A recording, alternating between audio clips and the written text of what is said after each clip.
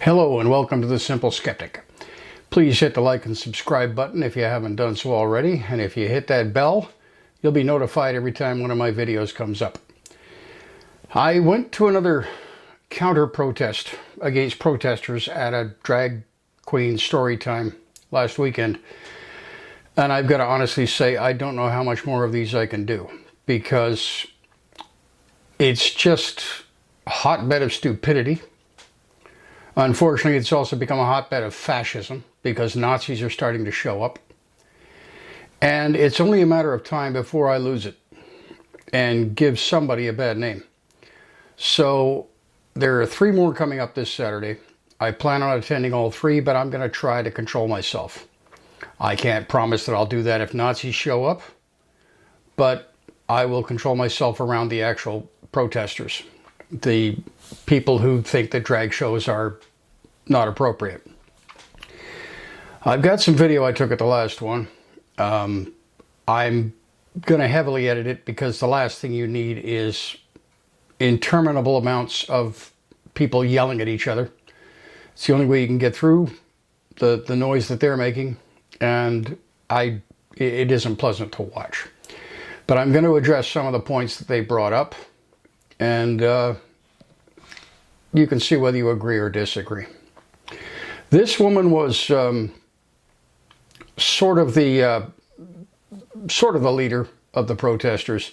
They have switched their tactics from simply holding signs to holding what they call a superhero story time outside the library, hoping to attract kids away from the event going on inside. It hasn't been successful so far with the 2 that I've seen. The one in Port Perry, the only children there were the children they brought. And there was only 1 child there this time, and that was, again, a child of one of the protesters. But listen to what she has to say here. Why are you against this? What I'm against is children being in drag queen performances. They've always been a place for adults. You've always used to have to pay or show age of majority to get into a drag queen event.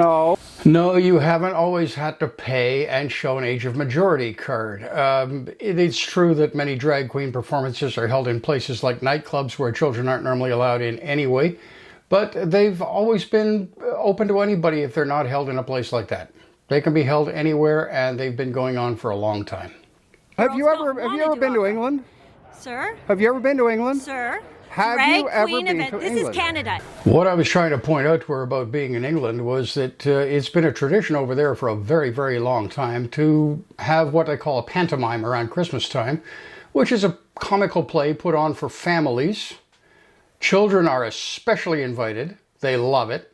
And all the female roles are played by males, and all the male roles are played by females. And in Canada, drag queen performances, you always had to show age of majority to get in. Again, no, you never had to show your age to get in unless it's being held in a place where children are not allowed. But as far as the performance itself, if it's held in a place where there's no age restriction, children could always attend. It was not required to show age of majority to simply attend a drag show.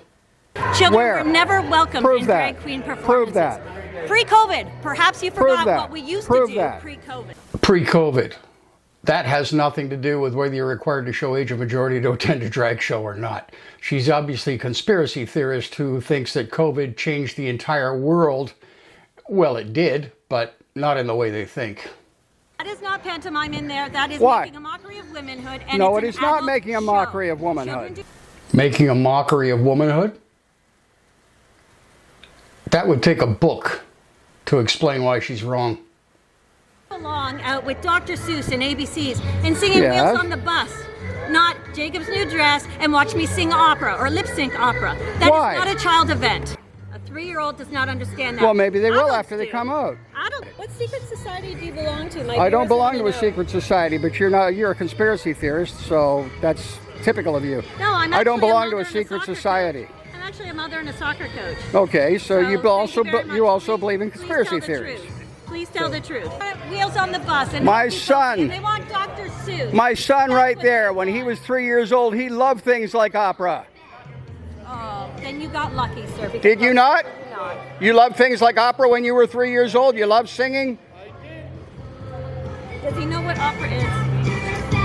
I'm asking. Does any 3-year-old know what anything is?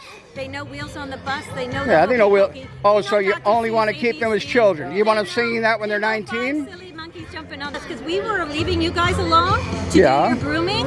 We just We're wanna not have doing proper grooming. family time. And if you accuse me of grooming, I might lay charges. I'm accusing you of grooming. Yes, she actually accused me of being a groomer just because I was defending a drag queen story time. These people are wacko.